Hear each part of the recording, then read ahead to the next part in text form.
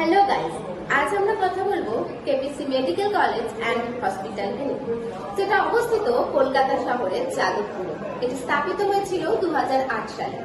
এখানে রয়েছে 700+ বেডের হসপিটাল এবং এখানকার এমবিবিএস সিট রয়েছে 150টা।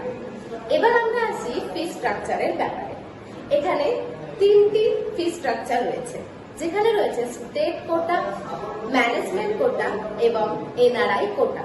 স্টেট কোটার ফিস হলো 4 লাখ পার ইয়ার, ম্যানেজমেন্ট কোটার ফিস হলো 16 লাখ পার ইয়ার এবং এনআরআই কোটার ফিস হলো 1.50 কোটি।